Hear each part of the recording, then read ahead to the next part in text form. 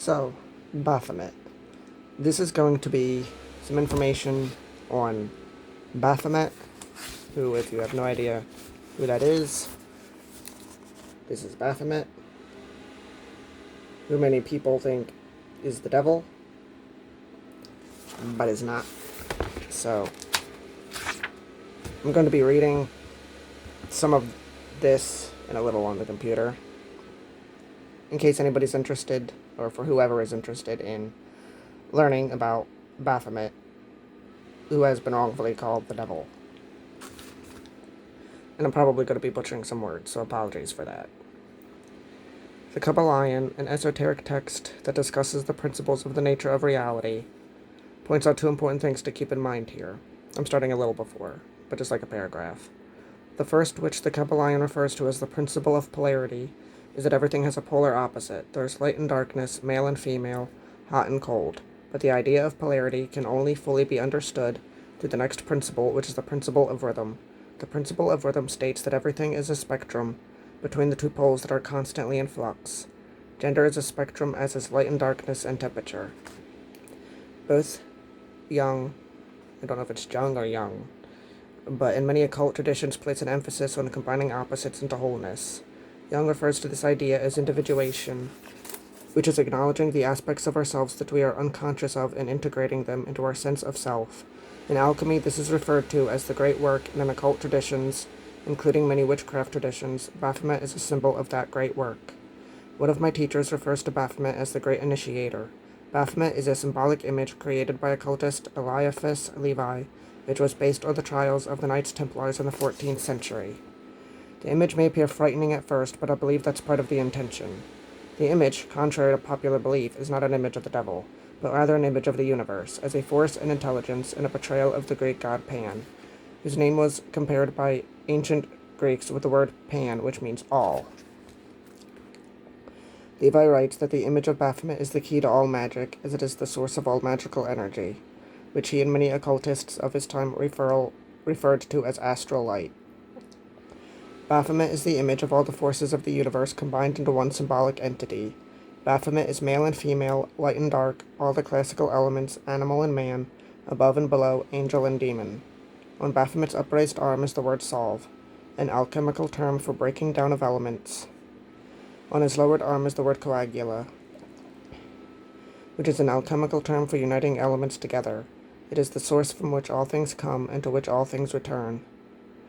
Just as the traditional prayer in the fairy tradition states, Holy Mother, in you we live, move, and have our being.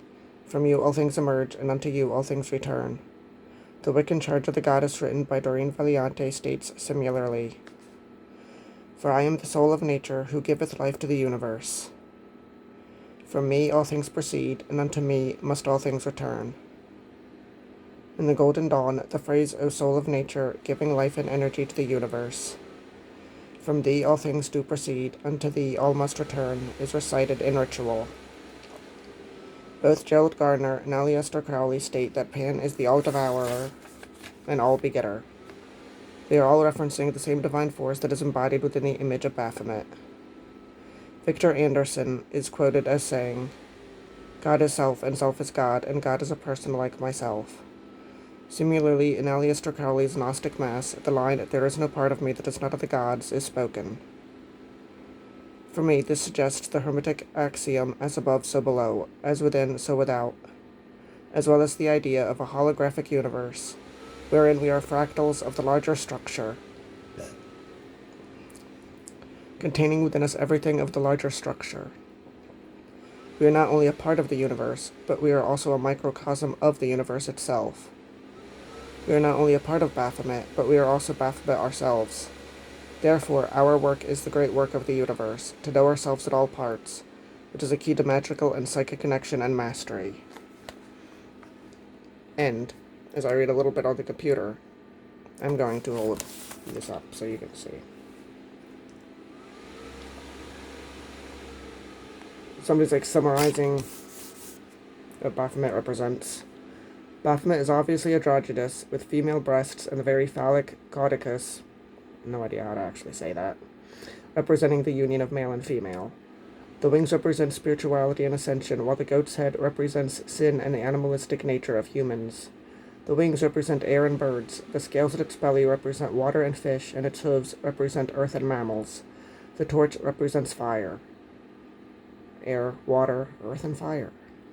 The gesture that Baphomet is making with its hands represents the hermetic principle of correspondence.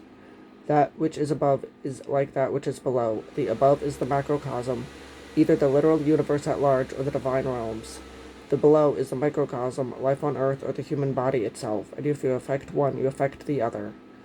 The words on its arms, solve and coagula, mean to separate and to bring together. They summarize the alchemical process. The torch on its head represents intelligence, divine knowledge, and enlightenment.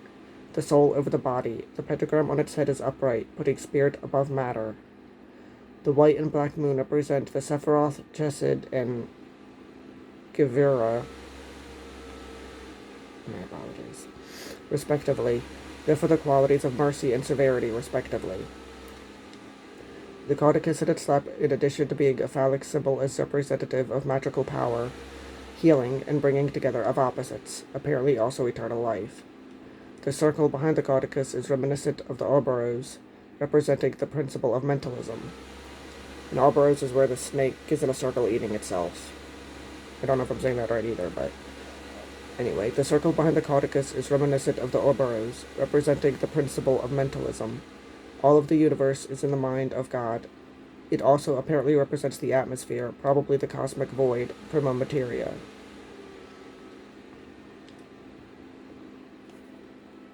And apparently you can also see the entire Kabbalistic tree of life in this image, but then there's a whole bunch of words that I don't understand. So yeah. That is a bit on Baphomet, who is not the devil. Frankly, since universe itself, God, the fact that people have turned Baphomet into the devil kind of seems to me like they turned God into the devil. I'm not saying that's what happened, but that's what it looks like to me. Anyway, that's some information on Baphomet. Thank you for watching, and have a nice day.